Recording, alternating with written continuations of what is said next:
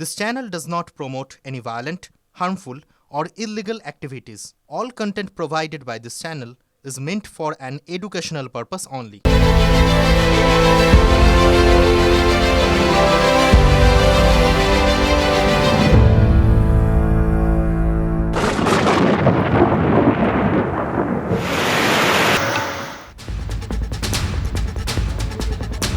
বহু প্রতীক্ষার পর আজ বৃষ্টির দেখা পাওয়া গেল। বৃষ্টি নাকি শুভ, তার জন্য বলেন কে? মুখ্যমন্ত্রী মমতা ব্যানার্জি। এখন কি তৃণমূলের ভালো সময়? দলে মারামারি, ভোটে সাফল্য, কিন্তু শহরে মাথা ব্যথা, কেন্দ্রের এজেন্সির সক্রিয়তা, এসবের মধ্যেও তৃণমূল উজ্জীবিত। কারণ নিট আর নেট। বুঝলেন, নিটের প্রশ্ন ফাঁস, বাড়তি নম্বর সহ একাধিক অভিযোগ, আর নেট তো বাতিলই হয়ে গেল পরীক্ষার একদিন পরেই। ব্যাস, তৃণমূলের কথা বদলে গেল। হুবহু বিরোধীদের ভাষা শাসক তৃণমূলের মুখে, হুবহু, যেন কাট অ্যান্ড পেস্ট। যেমন ধরুন, শিক্ষাকে শেষ করছে কেন্দ্রের সরকার, এত বড় কেলেঙ্কারির মাথাকে ধরতে হবে। আরও আছে, কেন্দ্রের শিক্ষামন্ত্রীর বন্ধু বান্ধবী আত্মীয়দের খাটের তলা আলমারিতে সার্চ করা উচিত। কি মিল পাচ্ছেন? মনে করুন কিছুদিন আগের কথা, ঠিক এই ভাষা, এক শব্দ বিজেপির মুখে শোনা যেত না? পশ্চিমবাংলার বড় ডাকাত ধরে ইঁদুর জেলের ভিতরে যাবেই।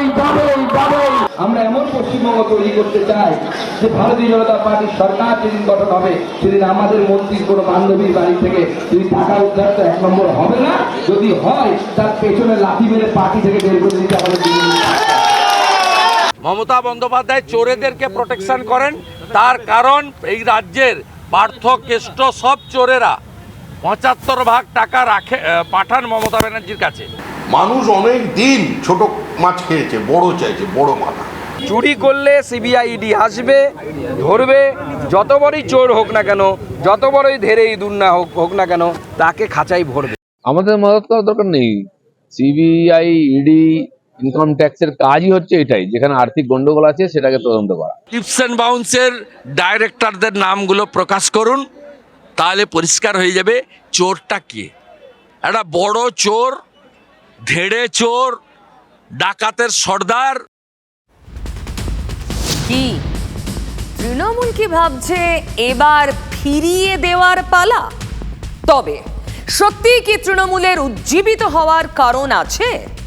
দেখুন, কেন্দ্রের শিক্ষামন্ত্রী একটু আগেই, এই অনুষ্ঠান শুরু করার আগেই সাংবাদিকদের মুখোমুখি হলেন এবং এই যে দুর্নীতির অভিযোগ উঠছে তার নৈতিক দায় নিলেন। তৃণমূলের কোন মন্ত্রী নৈতিক দায় নিয়েছিলেন?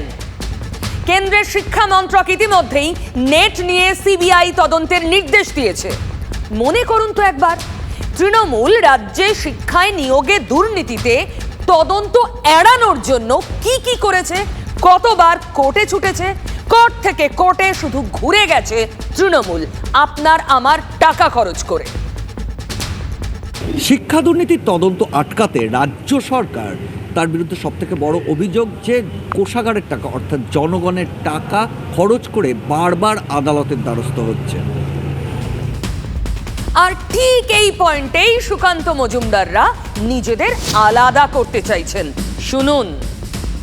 বিন্দুমাত্র অভিযোগ ওঠার পর সঙ্গে সঙ্গে সরকার সেই পরীক্ষাকে শুধু বাতিলই করল না, সিবিআই তদন্তে নির্দেশ দিল। যেখানে পশ্চিমবঙ্গ সরকারের বিরুদ্ধে যখন সিবিআই তদন্তের নির্দেশ হয় এসএসসির বিরুদ্ধে বা রিক্রুটমেন্টের বিরুদ্ধে, পশ্চিমবঙ্গ সরকার লক্ষ লক্ষ টাকা খরচ করে কপিল সিব্বল থেকে শুরু করে বিভিন্ন ধরনের দামি দামি অ্যাডভোকেটদেরকে সুপ্রিম কোর্টে দাঁড় করিয়ে দেয়, যাতে সুপ্রিম কোর্টে গিয়ে স্টে অর্ডার পাওয়া যায়, যেন সিবিআই তদন্ত না হয়।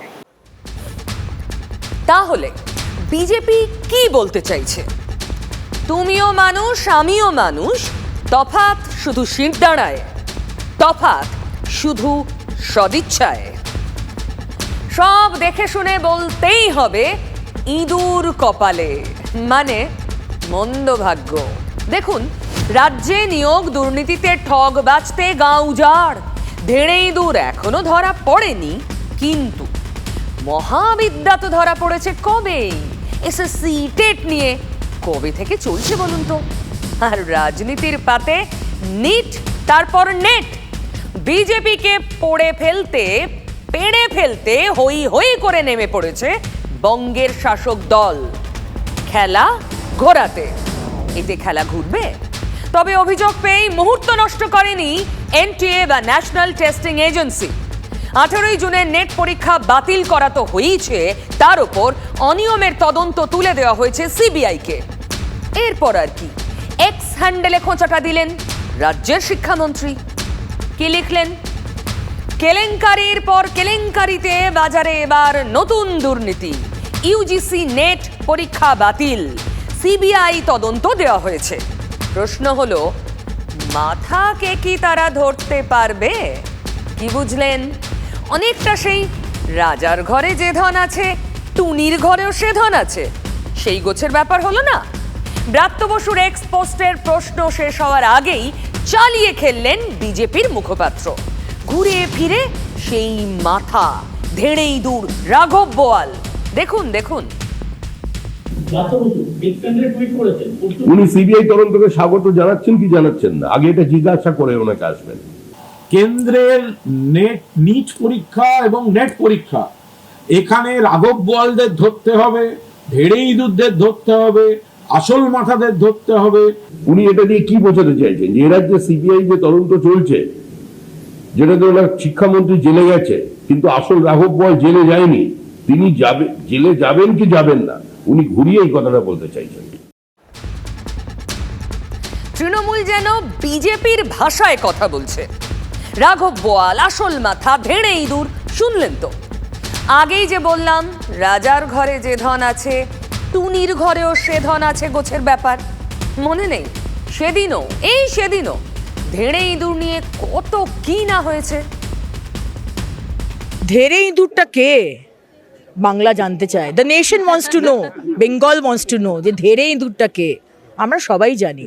এই পরিচালক আছেন সিনেমা, তারা আদালতে এখন একজন করে লোক রাখতে পারেন, কারণ এনকে সলিল বা এই ধরনের চিত্রনাট্য লেখার আর কোনো লোক প্রয়োজন হবে না।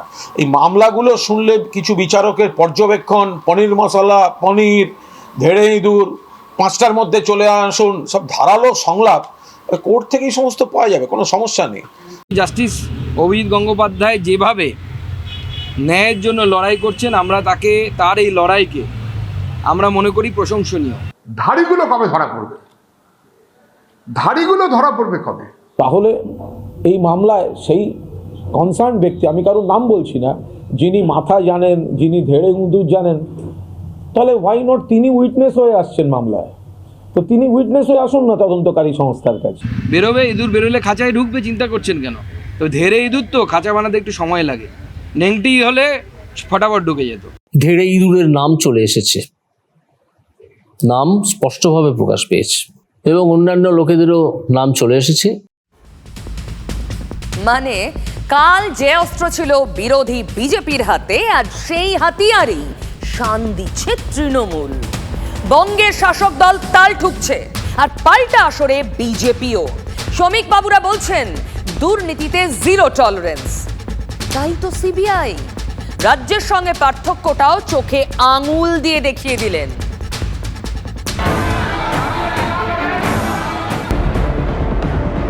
কোনো জায়গায় কোনো প্রাতিষ্ঠানিক দুর্নীতি থাকে, সেটাকে খুঁজে বার করবার জন্য একটা সরকার সিবিআই তদন্তের নির্দেশ দিচ্ছে। আর আমাদের রাজ্যে যাতে সিবিআই তদন্ত না হয়, যাতে চুরির বিরুদ্ধে তদন্ত না হয়, চাকরি বিক্রির বিরুদ্ধে তদন্ত না হয়, সেই তদন্ত বন্ধ করবার জন্য মানুষের টাকা খরচা করে কোর্টের দরজায় যাচ্ছে এবং বারবার হেরে বাড়ি চলে আসছে। বিজেপির জিরো টলারেন্স, আর সেখানে হাতিয়ার সিবিআই। পাল্টা দিতে দেরি করেননি কুণাল বাবুরাও। তাহলে এখন ধামাচাপা দিয়ে সিবিআই তদন্তের কথা বলা হচ্ছে। কোন সিবিআই? যে সিবিআই তো কেন্দ্রীয় সরকারেরই, ওর কি ভ্যালু আছে? কেন্দ্রের এই পরীক্ষা কেলেঙ্কারিগুলো দেশের বৃহত্তম পরীক্ষা কেলেঙ্কারি, যেটা বিজেপি জমানায় ঘটছে। প্রায় 24 লক্ষ ছাত্রছাত্রীর ভবিষ্যৎ নিয়ে যে দুর্নীতি হলো, যেখানে প্রায় হাজার হাজার কোটি টাকার দুর্নীতি সামনে আসছে।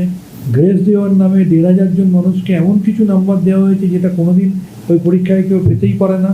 এবং সব কিছুর মধ্যে দিয়ে যখন এই স্ক্যাম সামনে এসেছে, তারপরেই দেখা গেল যে আমাদের যে ইউজিসির যে নেট পরীক্ষা সেটাও বাতিল করে দেওয়া হলো, কারণ সেখানেও দুর্নীতির গন্ধ ছিল। দুর্নীতির গন্ধ খুঁজছে তৃণমূল, আর বিজেপি দেখাচ্ছে ধর্মতলার ধর্নাতলা। তৃণমূল তাল ঠুকছে, তবে শুভেন্দু অধিকারী সাবধানী। বলছেন কেন্দ্রীয় শিক্ষামন্ত্রী উপযুক্ত পদক্ষেপ করবেন, আর রাজ্যের শিক্ষামন্ত্রী ব্রাত্য বসু বলবেন তো বটেই। গতকাল যে কথা বলতেন বিজেপি নেতারা, আজ সে কথাই ধার করলেন যেন ব্রাত্যবাবু। বললেন এই দুর্নীতি হিমশৈলের চূড়া মাত্র।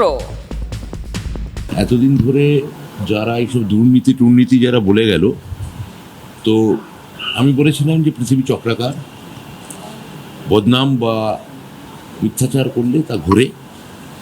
এখন একটার পর একটা স্ক্যাম বেরোচ্ছে। এটা নিয়ে ধর্মেন্দ্র প্রধানজি প্রপারলি হ্যান্ডেল করছেন। আমাদের শিক্ষামন্ত্রী he is very eminent, transparent, এবং তিনি তার ভাস্ট এক্সপিরিয়েন্স রয়েছে। তিনি কয়েক দশক ধরে ভারতীয় জনতা পার্টির আদর্শে কাজ করছেন এবং খুব সফল মন্ত্রী। মানে এটা শুরু, এটা আমরা শুধুমাত্র উপরিভাগটা দেখতে পাচ্ছি। সমুদ্রের শিলার তলাটা আরো যে কত বড়, কত ব্যাপক, এটা দিন দিন আরো প্রকাশিত হবে। অতএব এটা properly handle by the Dharmendra Pradhan, our human HRD minister. তো তিনি যা বলছেন সেটাই সকলের কথা বা আমাদের কথা, আলাদা করে এটা নেই। বিরোধী দলনেতার ভরসা কেন্দ্রীয় শিক্ষামন্ত্রী ধর্মেন্দ্র প্রধান। সন্ধেতেই সাংবাদিক বৈঠক করলেন ধর্মেন্দ্র প্রধান। সেখানে স্পষ্ট বার্তা দিলেন, বললেন দোষীদের রেয়াত নয়, জিরো টলারেন্স। নৈতিক দায়ও স্বীকার করলেন। একদিকে সিবিআই তদন্ত চলছে, এনটিএ বা ন্যাশনাল টেস্টিং এজেন্সির ভূমিকা খতিয়ে দেখতেও হাই লেভেল কমিটি তৈরি করে দিলেন কেন্দ্রীয় শিক্ষামন্ত্রী। प्राथमिक जानकारी के अनुसार कुछ एरर स्पेसिफिक रीजन में सीमित है। पुख्ता जानकारी आने पर दोषियों को कड़ी से कड़ी उनके ऊपर कार्रवाई की जाएगी। एनटीए हो या एनटीए में कोई भी बड़ा व्यक्ति हो, जो इसमें दोषी पाया जाएगा, इसके खिलाफ सख्त कार्रवाई की जाएगी। सरकार एक हाई लेवल कमेटी गठन करने जा रही है। एनटीए की स्ट्रक्चर, एनटीए की फंक्शनिंग, उस उच्च स्तरीय कमेटी से रिकमेंडेशन अपेक्षित रहेगी। मैं सभी से अनुरोध करता हूं, इस संवेदनशील इशू पे किसी भी तरह की अफवाह फैलाने का कोशिश ना किया जाए या सारे चीजों को राजनीतिक दृष्टि से देखा ना जाए। এসব বললে কি আর রাজনীতি থেমে যায়? তৃণমূল তো মৌকা খুঁজছিল, পেল, কিন্তু ওই যে তফাৎ শুধু শির দাঁড়ায় সদিচ্ছায়। এখানে শেষ নয়, নিটের পর নেট। বিরোধীরা এক যোগে নিশানা করছে কেন্দ্রের সরকারকে। আজই সাংবাদিক বৈঠক করেছেন রাহুল গান্ধী। নিশানায় বলে দিতে হবে কে। जो रूस और यूक्रेन के बीच में लड़ाई चल रही थी, उसको रोक दिया था, ब्रेक लगा दी थी। इजराइल और गाजा के बीच में जो लड़ाई चल रही थी, उसको भी नरेंद्र मोदी जी ने रोक दिया था। मगर किसी ना किसी कारण जो हिंदुस्तान में पेपर लीक हो रहे हैं, उसको नरेंद्र मोदी रोक नहीं पा रहे हैं या रोकना नहीं चाहते हैं। ওদিকে আমার আর এক কাণ্ড দেখুন। নিট দুর্নীতির অন্যতম অভিযুক্তের নাম সিকান্দার। সেই সিকান্দারকে নিয়েই বিহারের উপমুখ্যমন্ত্রী বিজয় সিনহা বিস্ফোরক অভিযোগ আনলেন। বললেন তেজস্বী যাদবের সঙ্গে যোগ রয়েছে এই সিকান্দারের। তিনিও সাংবাদিক বৈঠক করলেন। এদিকে আবার রাহুল গান্ধীর মুখে व्यापम केलेंकारी।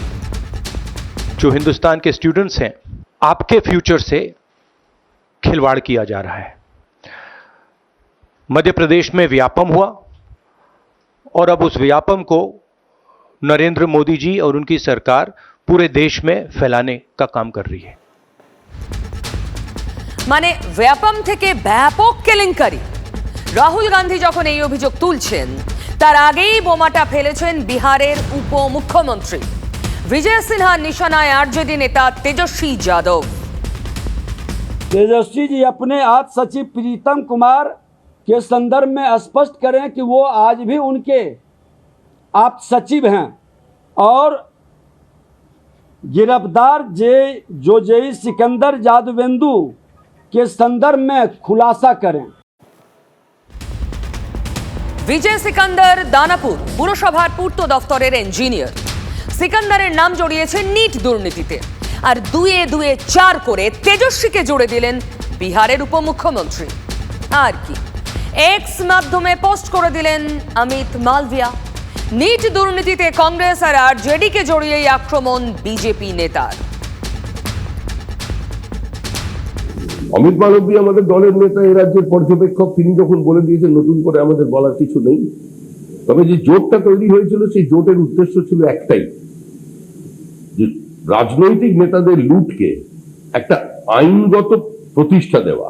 এবং অমিত মালব্যর ওই 5 স্টার হোটেলে কেন থাকা সেটা বিষয় নিয়ে যা যা অভিযোগ ও দলের মধ্যে থেকে করেছে, তারপর কোন লজ্জায় অমিত মালব্য বসে বসে টুইট করছেন ভগবান জানেন। আমরা তো পরিষ্কার বলছি এটা কেন্দ্রের একটা বড় কেলেঙ্কারি। বিরোধীরা যখন বিজেপির বিরুদ্ধে এক কাট্টা, ঠিক তখনই বিজেপির নিশানায় কংগ্রেস আর আরজেডি। রাহুল গান্ধীর সুর চড়া। पेपर लीक का कारण है कि सारे के सारे वाइस चांसलर्स, एजुकेशन सिस्टम को बीजेपी के लोगों ने, उनके पेरेंट ऑर्गेनाइजेशन ने कैप्चर कर रखा है। আমার মনে হয় ওনার কাউন্সিলিং এর প্রয়োজন আছে, কারণ উনি একটি শতাব্দী প্রাচীন রাজনৈতিক দলের নেতৃত্ব দিচ্ছেন। তার নেতৃত্বে 99টি আসন পেয়েছে দল। তিনি রাজীব গান্ধীর পুত্র, ইন্দিরা গান্ধীর নাতি, একটা ফ্যামিলির লিগ্যাসি বহন করছেন।